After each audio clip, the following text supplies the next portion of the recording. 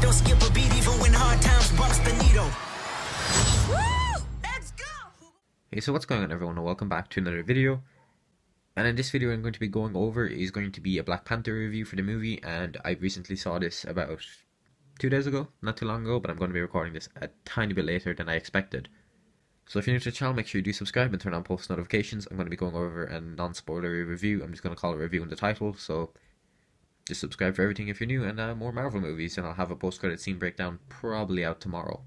So getting into the movie, I saw that it was rated 7.5 or something, and then Thor Ragnarok was like 8.1 or something, and I'm kind of over here just like Black Panther, one of the best movies in the Marvel Cinematic Universe, definitely very good, like it's very, I guess the soundtrack for the movie was absolutely brilliant, probably the best soundtrack since Guardians of the Galaxy 2, and if I'm being honest, I'd kind of consider that a better, I would consider it a better soundtrack than the one that Guardians of the Galaxy were in. But, you know, there's a lot of movies. I'm going to rate this movie myself. I'm going to rate it about a 8.2, I guess, and then Thor Ragnarok kind of like an 8.2 as well. Honestly, I can't really tell which one of them was better. They were both brilliant movies. Now, I want to know, obviously, what you guys thought of the movie about Black Panther and then Thor Ragnarok. Did you think that Black Panther was better? Did you think that Thor Ragnarok was better? Black Panther for me, or well, they're kind of, I don't know how to say it considering I gave them both the same rating, but I'd say that Black Panther on its own, I guess, just was a bit better. Like the whole technology kind of side to it was better than any other movie I've seen pretty much ever in the Marvel Cinematic Universe, obviously. I do think that the Black Panther movie, the soundtrack obviously was brilliant. I thought the technology for the suit was brilliant. I thought the suit in general was probably one of the best suits I've seen in the Marvel Cinematic Universe ever. I'd say it's nearly on par with the whole Iron Man upgrading his suits every single movie. Now, obviously, if you've seen trailers or TV spots, you will know that Black Panther does jump and kind of like lets off something that blows up a car.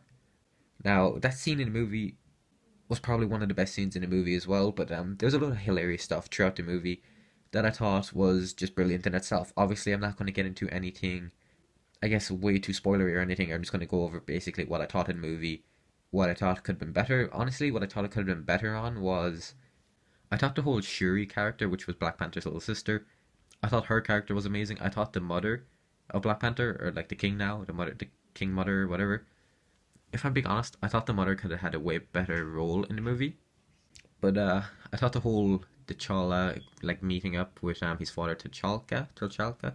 Not entirely sure of his name, but I did think that was probably a great movie, a great part of the movie. Now going on to the villain side of the movie, if I'm being honest, I thought the villain was probably one of the best villains in the Marvel Cinematic Universe. If I'm being honest, I thought Killmonger was really down to earth, kind of like the Vulture in the Spider-Man movies, or like the first Spider-Man movie, like Homecoming. The reason I thought he was down to earth was because, if you didn't know, this is not really going to be anything too spoilery, but he was kind of brought up in a rough kind of area. Basically, he was brought up in a rough area, then all of a sudden he wants the whole world, and he's done a load of war, I guess you could say, considering how good he was trained in the trailers and everything. But if I'm being honest, he was really down to earth like the Vulture. Like the Vulture wanted to do stuff for his family. He wanted to help out his family. He wanted to do everything with that. But with kind of like the Killmonger character, he wanted to, I guess, have the world equal instead of just having Wakanda, like the most overpowered country, and how they could rule every single country if they wanted to anyway. And then obviously I'm going to have a post-credit scene breakdown probably out later on tomorrow, or probably out tomorrow anyway, just in general. But if I do have it out tomorrow, I'll go into a load of stuff, a bit more spoilery things into that, so if you obviously are watching this review, you can go over there and you can just obviously watch it as well, and I'll go into some more spoilery things about the movie.